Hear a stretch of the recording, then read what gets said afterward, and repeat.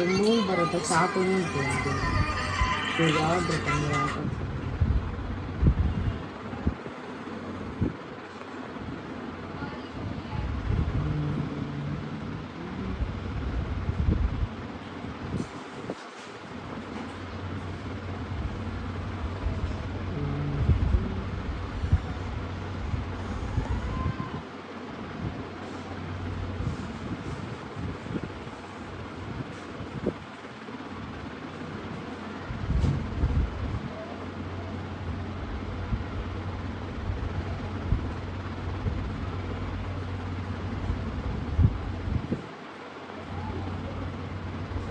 எப்படியாச்சும் வாங்கிட்டா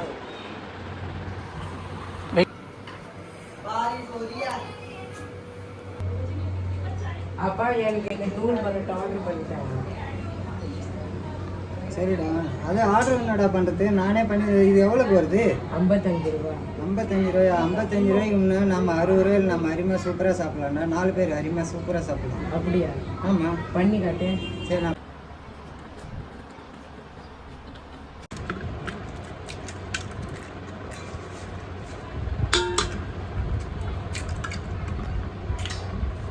இந்த 1 கிலோ மாவுக்கு 1 ஸ்பூன் வந்து உப்பு போடணும். சரிங்களா? அதுக்கு அடுத்தது பார்த்தீங்கன்னா 1/4 டீஸ்பூன் அளவு சர்க்கரை. அதுக்கு அடுத்தது பார்த்தீங்கன்னா தண்ணி வந்து மைதா வந்து நம்ம லூஸாக விடாத டைட்டாக பிசைகிற அளவுக்கு நமக்கு எவ்வளோ வாட்டர் வேணுமோ அவ்வளோ யூஸ் பண்ணிக்கணும். கொஞ்சமாக ஊற்றி ஃபஸ்ட்டு வந்து இந்த முட்டையெல்லாம் வந்து கலக்கி விடணும். கலக்கி இப்படி விட்டுட்டு நல்லா அந்த உப்பு சர்க்கரை எல்லாம் மெல்ட்டாக வர மாதிரி அதை பண்ணணும். இதை பண்ணிவிட்டு மெல்ட்டாக ஆனதுக்கப்புறம் அதுக்கப்புறம் மைதா போடணும். ஏன்னா இல்லை அந்த சர்க்கரை வந்து அப்படியே கரையாது இல்லையா? இது வந்து சர்க்கரை பெரிய சர்க்கரை. இது கட் பண்ணிவிட்டு திருப்பி மைதா கூட அடுத்தது பார்த்தீங்கன்னா மைதா இந்த மாதிரி நுர வரணும். இந்த மாதிரி நுர வந்தால் அப்போ மைதாவுக்கு வந்து நமக்கு வந்து சாஃப்ட்னஸ் கிடைக்கும். எந்த அளவுக்கு இந்த அளவுக்கு நம்ம அந்த முட்டையை வந்து நுர அடிக்கிறோமோ அப்போ தான் அந்த பரோட்டா சாஃப்ட்னஸ் கிடைக்கும். சாப்பிட்றதுக்கு வாய்க்கு ருசியாக இருக்கும். அடுத்தது மைதா போடுறோம்.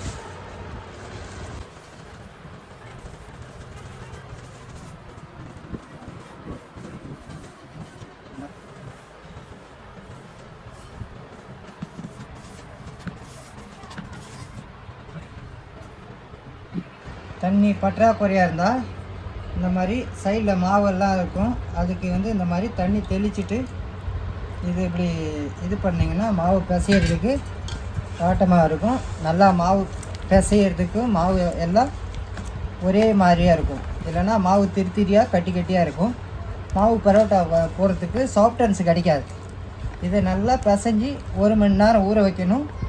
1 மணி நேரம் ஊற வச்சதுக்கப்புறம் பரோட்டா போட்டால் சூப்பராக இருக்கும்.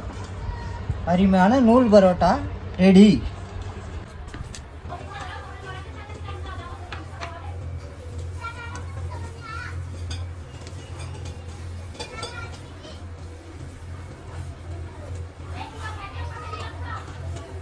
நல்லா 1 மணி நேரம் நல்லா மாலிஷ் பண்ணி, குறைஞ்சபட்சம் நம்ம 1 மணி நேரம் தேவையில்லை, ஆனால் மாலிஷ் பண்ணிக்கிட்டே இருந்தோம்னா மாவை நல்லா பிசைஞ்சிக்கிட்டே எண்ணெய் போட்டு பண்ணிக்கிட்டே இருந்தோம்னா 1 மணி நேரத்தில் போட வேண்டிய பரோட்டாவை 1/2 மணி நேரத்தில் பரோட்டா ரெடி பண்ணலாம்.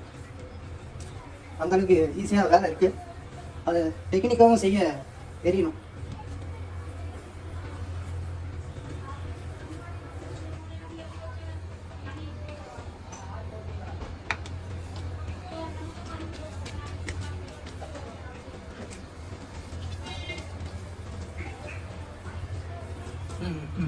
போதும் இந்த அளவுக்கு பிசைஞ்சது. இதை எடுத்து பாத்திரத்தில் போட்டு ஒரு மூடாக்கு போட்டு மூடி ஒரு half an hour இருந்தால் போதும். ஏன்னா இவ்வளோ நேரம் நம்ம பிசைஞ்சதுக்கு அது பரோட்டா கரெக்டாக வரும்.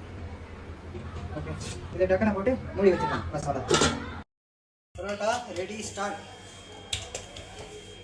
சுவையான நூல் பரோட்டா ஸ்டார்ட். வாங்க பார்க்கலாம். சுவையான நூல் பரோட்டா ரெடி.